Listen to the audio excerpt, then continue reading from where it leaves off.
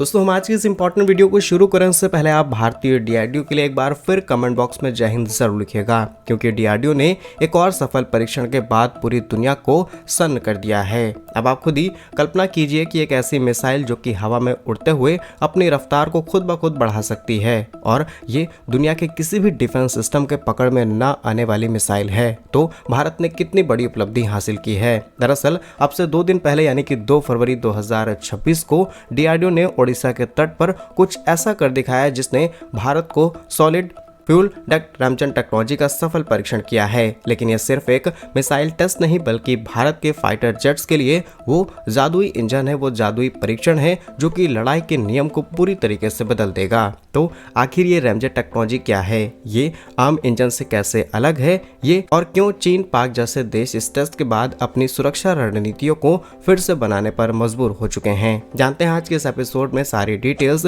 यदि आपको हमारा काम पसंद आया तो वीडियो को लाइक और चैनल को सब्सक्राइब जरूर कीजिएगा ताकि हम आप तक ऐसे ही इंफॉर्मेटिव वीडियोस समय पर लाते रहें। तो चलिए आसान भाषा में समझते हैं कि एक आम जेट इंजन जिसमें बहुत सारे घूमते हुए पंखे होते हैं जिन्हें आसान भाषा में कंप्रेसर्स कहा जाता है। अब ये हवा को खींचते हैं, लेकिन रामजेट में कोई हिलने वाला ऑब्जेक्ट नहीं होता। और जब मिसाइल सुपरसोनिक की रफ्तार से यानी कि ध्वनि से भी तेज चलती है तो सामने की हवा इतनी तेजी से इंजन के अंदर घुसती है कि वो अपने आप खुद कंप्रेस हो जाती है। इसके बाद इसमें ईंधन डाला जाता है और एक भयानक सा धमाका होता है जो कि मिसाइल को अविश्वसनीय रफ्तार देने का काम करता है। इसीलिए इसे रैमिंग कहते हैं और इसीलिए इसका नाम रैमजेट है। ये टेक्नोलॉजी मिसाइल को मैक 3 से भी ज्यादा की रफ्तार पर बनाए रखती है। और अब आपको बताते हैं कि SFDR यानी कि सॉलिड फ्यूल डक्ट रैमजेट में डीआरडीओ ने कैसे महारत हासिल की है। दरअसल आम मिसाइलों को अपने साथ ऑक्सीडाइजर यानी कि ऑक्सीजन का टैंक ले जाना पड़ता है, लेकिन SFDR हवा से ही ऑक्सीजन खींच लेता है। और क्योंकि ऑक्सीजन ले जाने की जरूरत नहीं पड़ती है तो मिसाइल के अंदर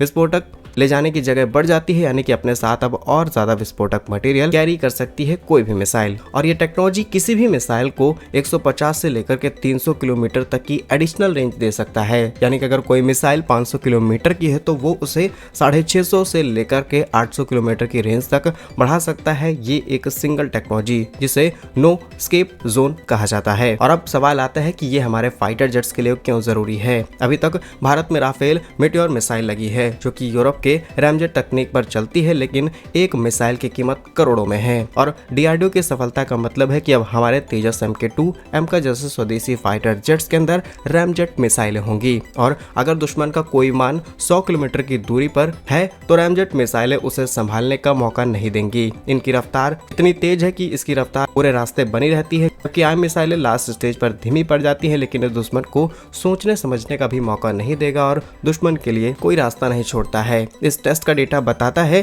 कि अब भारत उन चुनिंदा 4-5 देशों की लिस्ट में शामिल हो चुका है जिनके पास यह तकनीक है। चीन द्वारा तैयार की गई PL-15 पाक के पास मौजूद है। चीन के पास और भी कई एडवांस मिसाइलें हैं। वहीं भारत की SFDR मिसाइलें ज्यादा लंबी दूरी की अब सुपर सोनिक बनी रहेंगी। इसका मतलब है कि हिमालय की चोटियों के पीछे दुश्मन भी छुपा हो, उसका कोई विमान छुपा हो तो हम आसानी से उसे बर्बाद कर सकते हैं। ओवरऑल इस वीडियो का कंक्लूजन ये है कि डीआरडीओ ने न सिर्फ इंजन बल्कि भारत की हवाई सॉवरेनिटी को सुरक्षित किया है। अगले कुछ सालों में इसका इस्तेमाल अस्त्र MK3 और कई एडवांस मिसाइलों के साथ किया जाएगा, जिसके बाद वो किसी भी फाइटर जेट में इंटीग्रेट के लिए पूरी तरीके से रेडी होंगी। तो डीआरडीओ की इस बड़ी उपलब्धि पर आपकी क्या राय है, कमेंट्स में जरूर लिखिएगा। भारत कैसे ही वीडियोस पाने के लिए वीडियो को लाइक, चैनल को सब्सक्राइब जरूर कीजिए। वंदे मातरम, भारत माता की जय।